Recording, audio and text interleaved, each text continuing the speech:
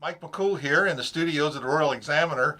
With me today is Delores Oates. Delores is the Republican candidate for North River Supervisor. Welcome, Delores. Glad you're here with us today. This is kind of your first entry into politics, isn't it? Well, as a candidate, yes. As a candidate. I know you've been behind the scenes for a lot of years and real active in the Republican Party, but I was kind of surprised that you stepped forward this time in a way. Not really surprised because, you know, a little disclaimer, Delores used to work here at national media, and I just asked her how long ago that was, and she says 26 years. And it seems like yesterday. So it does. It does. We were reminiscing how old we are. Yeah. So we do go back, and I'll put that disclaimer there. But you know, I'll still beat her up a little bit here in the news. But let's talk about your candidacy in North River. It's where you've lived for what, 25 years or so, or longer? I've lived in North River now for the last 15 years. We moved into North River in 2005, so right. 14 years. But you're a local. I am. I have deep roots in Warren County. I have, I went to Warren County High School. I have two sons who've graduated from Warren County schools. My third one will graduate 2020. Right. So I have deep roots. So you're not a newcomer just coming into the county just no. You're not a carpetbagger, didn't like some, you know. Certainly not. Well, I just want to get that cleared because, you know, you're not part of the Good Old Boy Network. I mean, we got to bring that up because, you know, we're kind of in the broom party. I was telling you earlier, I think that it seems to be the sentiment of the public is whoever's an incumbent, we're going to sweep them out, and we're looking for new people, and we don't want anybody that's tied to the Good Old Boy Network. Well, I'm not tied to the Good Old Boy Network. I don't think so. I don't look like a good old boy. No, and I don't think so because I've known you a long time. No. I don't really think that you were that type of political activist in the years past. So not at all. Very concerned citizen. So let's tell us what's your plans? Well, I want to run for this office. I like all the citizens of Warren County. The EDA situation, you know, kind of took you by surprise. It did, and it concerns me greatly. And you know, I have a background in government. I've spent the last probably 7-8 years obtaining a degree in government. I studied public administration, and I understand what the role of government is. And the people of Warren County worked so hard for their money that they deserve someone who's willing to stand up on their behalf to oversee how their money is being spent and to make sure that that's being done wisely and ethically. And because of that, I decided to throw my hat, if you will, in the ring. Sure. I think that's an important thing right now is people wonder what happened to the oversight. And it seems like that people are pointing fingers that, well, you know, that was your job. Oh, no, that was your job. Oh, I didn't know. You know, it's kind of like, you know, you've been there 20 years and you didn't know. You know, I don't know. It just seems that way. Well, one of my plans is to make sure that oversight and those types of procedures are put into place and followed to make certain that this never, ever happens again. I don't understand how it could have happened, but, you know, you have to, Ronald Reagan said it, you have to trust but verify. Exactly. And that's exactly and that's the principle that I live by. Do it with my kids and do it with my family. Yeah. I know that, and I know you're really a hard worker. What are you doing now? What's your job kind of like? Well, I have been a technical recruiter for 24 years. After I left I remember, yes. Yep, I became a technical recruiter working for a local company. I've always worked in Warren County. That's another one of my big concerns is that I want to make sure that if my children go to college and come back here, they have a place to work in Warren County, not have to move into Northern Virginia or have to move somewhere else to you know, obtain a living. So that's another one of the issues that I feel deeply about. The reason I wanted to talk to you about this technical recruiter, I knew you were we call them Headhunters. But what you know how to select people for the right job. Correct. And how to, you know, separate the wheat from the chaff, so to speak. Correct. Do you think that's something you have a little experience in? I do. I have a deep knowledge in that area. I've got a strong human resources background, a strong technical recruiting background, and then, you know, I understand the best practices that are required in order to hire the right person for the position and the process that you have to go through. It always seems to me that we change the job to fit the person instead of the person to fit the job. Do you see that in that happens frequently, yes. What I wanted to bring up too, we were talking about let's, using the EDA as an example, they put out a vacancy, the Board of Supervisors, oh, we're going to have a vacancy, and there's no interviews.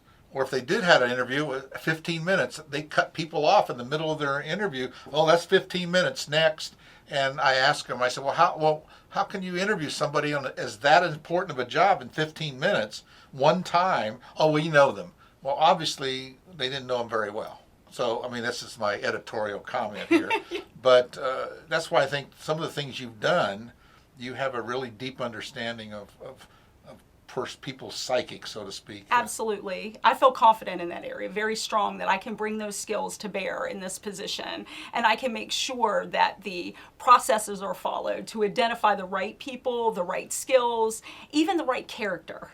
Right. And there are ways to do that as well. Well, I think in politics, character is everything. Yeah. I mean, we build a trust relationship. I remember people on the council was talking, again, using the EDA thing with Ms. McDonald. Well, she was in a position of trust. You can't go around questioning every little thing people in these positions do, not to give them, some inspection maybe they should have done. But that's true. I mean, when you hire people and they're put in these positions of trust, you have to trust them. You have to be able to trust them. And verify.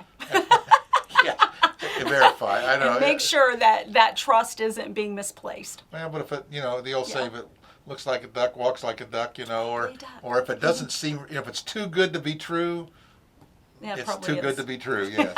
So tell us something about North River, things that you'd like to see change maybe coming into the future, or even Warren County, obviously. If it affects North River, it affects everyone. But, you do have a predominantly rural area. You're also out there where the Crooked Run 2 is the hot topic at the moment.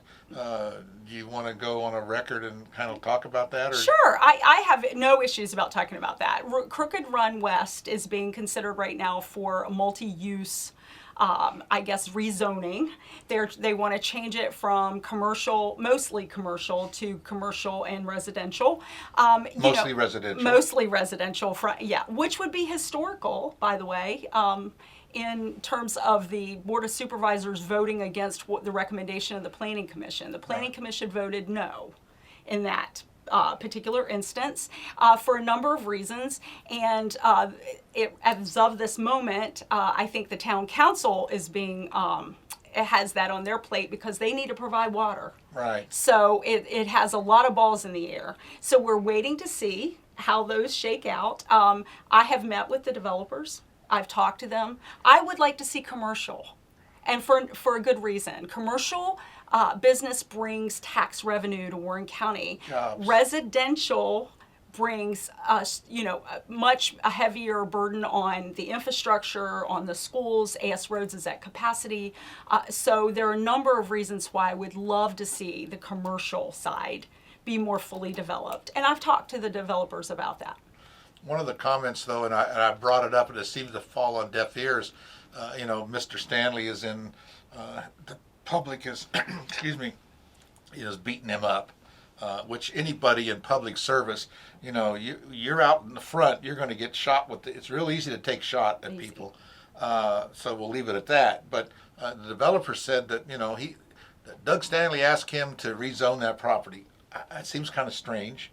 But have you heard, where do you see the push and the pressure coming from to redevelop that property into residential? I'm not aware of those details. I'm more concerned and am very concerned with working to see if we can find, or if the developer can find, commercial tenants for that property. I think there are great opportunities out there that perhaps haven't been fully explored, and that's what I would like to see, because that would bring those jobs that are going to keep my kids here. Exactly. And those kinds of things. That's what I'm looking for. Well, the dynamics change. They're fluid anyway. I mean, before Crooked Run West, where Crooked Run was developed, before the Walmart and everything else out there, people thought, oh, that we'll never get one, and all of a sudden now we got a Walmart and a Target and et cetera, and a Cracker Barrel, so I think things do go through cycles. They do. And the commercial aspect is, because the town is pretty much, their commercial space for large spaces is kind of short on supply. So we're short in general in Warren County, and that's the other reason that I hesitate to say, oh, great, let's just put in more residential, because we don't have a lot of commercial space in Warren County. And I believe that space has to be protected at all costs, because that's gonna be the future of Warren County. Well, don't you think the Board of Supervisors, Town Council, people that are in those positions really need to think long term? I mean, to us, 2 or 3, 4, 5 years, but we're looking at 20 years, 50 years, 100 years. We've talked about that. I think that your next Board of Supervisors needs vision. There aren't a lot of people in Warren County that I've come in contact with who have vision. And vision is what it's going to take to get Warren County to the next stage. Well, they always say location, location, location. And we have it. And I think we have the location. Yes, we do. We have the interstate, we have the rivers, we got the railroad, we got the interstate. I mean, we really got it all. An inland port. Who else has an inland port in their community, Exactly. And we have a UPS terminal. People don't realize how valuable that UPS terminal is to the economy of Warren County.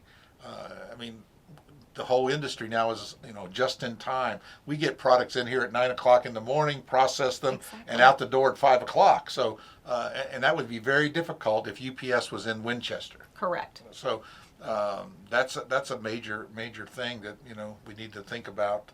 Those kind of other, what we have and how we can keep them and make them viable. Absolutely. We have to become business friendly. Yes, that's another topic. We were talking this morning. I had a conversation with a local contractor and another business, and I've talked to Miss Glavis and others on the board, and I said, we're just not business friendly, but they have a tendency to say, oh, we're very business friendly. I don't think they've ever had to deal with these the people that create the rules don't use the rules, so to speak. You understand? You know where I'm coming from? So, yes. I think we need to have a little, and I think you deal with businesses, that, but business friendly is just not a word. I mean, it's a attitude. It's sitting down saying, yes, it's against our ordinance, we think, but let's sit down and figure out how we can make this work for you, instead of just spitting out state code, county codes, town codes of how something can't happen. No, you can't do that. No, you can't do that. No, you can't do that. Instead of saying, well, maybe we can. Let's see. Well, if you just change this one little thing, and the code sometimes read, the administrator may do something. Well, we have a tendency to change the word may to shall. Right. And so tell me what you think of that. Am I on the right track? Yeah, I think so. I think that what we need to do is evaluate and take a look at what are our current practices, how can we improve those, how can we make people feel welcome, how can we encourage business to come to Warren County, and what are the avenues that we can take to do that. We can work with some of our government representatives in the Virginia legislature and in Congress to see what other options are available that will attract business to Warren County. It is, and there's quite a few contractors that just flat do not want to work in Warren County. For instance, and I think I'm correct in this, we can put up a fence with no permit and without a engineered drawing. But if I put 2 letters on that fence, now it's a sign, and I have to have a $500 engineered drawing, and I have to have a Class A contractor install it. Oh my word. But it's exactly the same. It's a fence but if I paint 2 letters on it, it becomes a sign. So somewhere there's a problem with that vision, so to speak. So anyway, that's my soapbox for the day. And if you get elected, guess what? We're going to be down there pounding on. Delores, you said you were going to make us business friendly. I will work at that. I promise to do that. Well, and that goes back to me. Well, and it goes back to the people that the board hires. For instance, the 3 people that you do hire is the county administrator, the clerk, and the attorney.